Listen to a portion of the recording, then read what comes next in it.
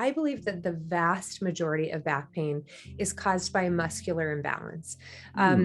People often experience pain and think that it's due to an issue with their discs or there was an injury that maybe triggered it. But I actually think it's just our daily life that Hmm. daily, cumulatively, the motions that we make every day, the way that we sit, the way that we stand and walk, has a much more powerful cumulative effect than a one-time injury. Now, with injuries, I was in a really horrible car accident when I was 12, and I definitely suffered from back pain because of the car accident.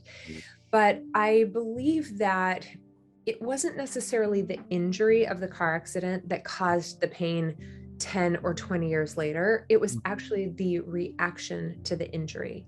Ah, So when people get injured, they tend to stop moving or they tend to change their movement right. pattern. I got an MRI when I was 22, and I was, because of the car accident I was in, I was told that I had the discs of a 65-year-old woman when I was 22. And I Wow. took that as, oh, I'm in trouble forever. It's just going to get Totally. worse. But Totally. I have no pain in my neck anymore. Now that I figured out how Wow. to balance my musculature, the pain is gone. So I think blaming the discs is one of the biggest mistakes. I think the second one is that, and this is more of a personal reaction to pain, is that when we feel pain, we think we need to rest. Ah, When someone's back blows out on them, they'll go on bed rest for a few days. And that used to actually be prescribed by doctors.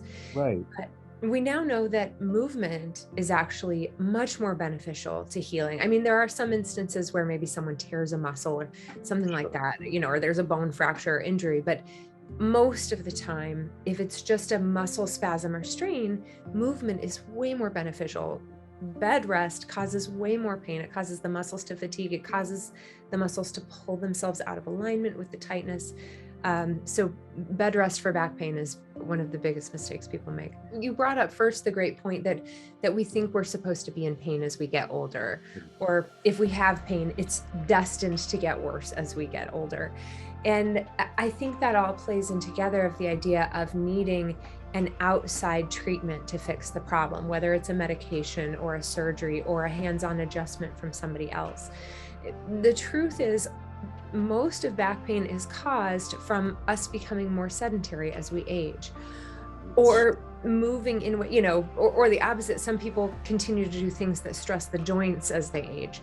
Hmm. Um, Really, the the only way to stop the real cause of the problem is for us to move our bodies in the right way and take back that power into our own hands. And I think there aren't a lot of people out there teaching people how to do that. And certainly, right, doctors are staying in their lane. They're prescribing what they know. There is definitely a case for operating on someone's disc. It can remove the immediate cause of the pain, but oftentimes then it causes layers of other problems on top of it, and then Right. it doesn't fix the root cause. Unfortunately, it's the answer isn't an easy fix in someone else's hands. It's in our own hands, and how Right. we take responsibility to keep our bodies strong as we age, and to know that not only is that our responsibility, but it's also a possibility. We don't have to, our bodies don't have to change as drastically as we think they do as we get older.